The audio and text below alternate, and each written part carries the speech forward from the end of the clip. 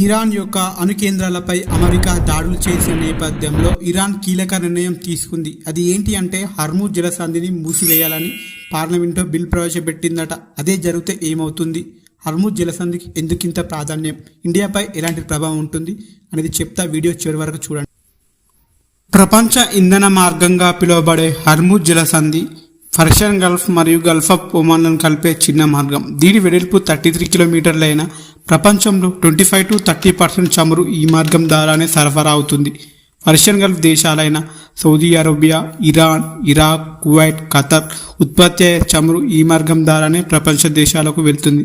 ఈ జలసంధి ద్వారా దాదాపు సుమారు 2 కోట్ల బ్యారెళ్ల చమురు 1/3 LNG ఈ మార్గం ద్వారానే రవాణా చేస్తారు. ఇంతటి ప్రాధాన్యత ఉన్న జలసంధిని మూసివేస్తే ఇండియాపై ఎలాంటి ప్రభావం ఉందో చెప్తా. ముడి చమురు దిగుమతుల్లో థర్డ్ ప్లేస్లో ఉన్న ఇండియా ప్రతిరోజు దాదాపు 5.5 మిలియన్ బ్యారెళ్ల ఇంధనం దిగుమతి చేసుకుంటుంది.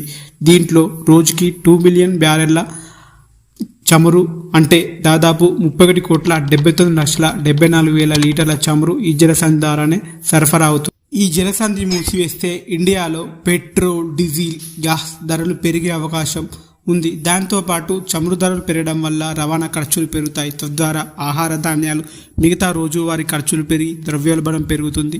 చమురు ధరలు పెరగడం, రూపాయి విలువ తగ్గడం వంటి అంశాలు ఇన్వెస్టర్లపై ప్రభావం చూపి స్టాక్ మార్కెట్ పడే అవకాశం కూడా ఉంది. దిగుమతి చేసుకోవచ్చు కదా అనే డౌట్ మీకు రావచ్చు, కానీ అది అంత సులభతరమైన పని కాదు. దిగుమతి చేసుకునే సమయంలో ఎక్కువ సమయం పట్టచ్చు, అదనపు ఖర్చులు కూడా అవుతాయి. తద్వారా మనకు ద్రవ్యోల్బణం పెరిగే ఛాన్స్ ఉంది. ఈ వీడియో కనుక మీకు నచ్చినట్లయితే లైక్ చేసి కామెంట్ చేయండి. మరిన్ని అప్డేట్ కోసం ఛానల్ను సబ్స్క్రైబ్ చేయండి. Thank you for